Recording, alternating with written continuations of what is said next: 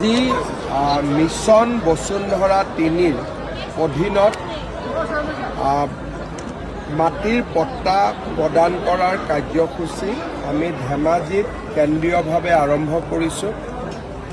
এই বসুন্ধৰা ৩ৰ জৰিয়তে ধৰ্মীয় অনুষ্ঠান, school, college, club, music school, এই বিভিন্ন ধৰণৰ অনুষ্ঠানে আজি গোটেই অসমজুৰি মাটিৰ পট্টা লাভ কৰিছে। নন কেডেষ্ট্ৰিয়েল ভিলেজত বাস কৰা লোকসকলৰ গাঁও আমি কেডেষ্ট্ৰিয়েল ভিলেজলৈকে ৰূপান্তৰ কৰি আজি মাটিৰ পট্টা প্ৰদান কৰিছোঁ। প্ৰায় ২ লাখ লোক আজিৰ দিনটোত ভূমি পট্টা লাভ কৰিবলৈ সক্ষম হ'ব।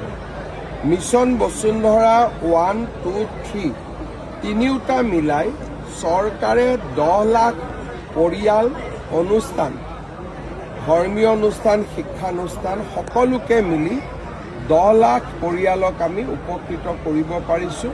অসম চৰকাৰৰ এটা সফলতম আঁচনি আছিলে। পৰৱৰ্তী সময়তো বসুন্ধৰা 4 আমি আৰম্ভ কৰিম, যাতে এইবাৰো বাদ পৰি যোৱা জনসাধাৰণক আমি অহাবাৰ সমাহিত কৰি ল'ব পাৰিম। স্যাৰ, যিহেতু সমাগত বিধানসভা নিৰ্বাচন ধেমাজি 3টা যেটা সমষ্টি হৈছে, এতিয়া নৱগঠিত চুচিবকা সমষ্টিত নতুন প্ৰাৰ্থীৰ মুখ দেখিব পাব নেকি? তাতো দেখিটো পাবই লাগিব, কাৰণ 2জন বিধায়ক আছে, ৰণোজ পেগু আৰু ভুৱন পেগু। সমষ্টি 3টা যিহেতু তৃতীয় ব্যক্তি এজনটো আহিবই লাগিব। 2 মাৰ্চৰ পৰা যি আপোনালোকৰ বিজেপিৰ আশীৰ্বাদ যাত্ৰা আছে, 2 মাৰ্চ নহয়, অহাকালিৰ পৰা কেনেদৰে ভাল কৰি ৰাইজৰ ওচৰত যাম, ৰাইজৰ লগত কথা বতৰা পাতিম। গতিকে অহাকালি ৰাতিপুৱা ঢেকীয়াজুলিৰ পৰা আৰম্ভ হ'ব আৰু সমগ্ৰ অসমৰ বিভিন্ন জেগাত প্ৰায় আমি টাৰ্গেট লৈছোঁ যে 1,500-2,000 কিলোমিটাৰ আৰু 40-50টা সমষ্টি সামৰি লোৱা। কিমান শিক্ষা বিভাগতো আৰু বেলেগ নিযুক্তি এতিয়া নাই। 4,500 এটা এপইণ্টমেণ্ট আছে আৰু এটা স্পেচিয়েল ৰিক্ৰুটমেণ্ট এটা ড্ৰাইভ আছে, হৈ যাব এইবিলাক। এতিয়াতো 400 কৰি দিলোঁ না।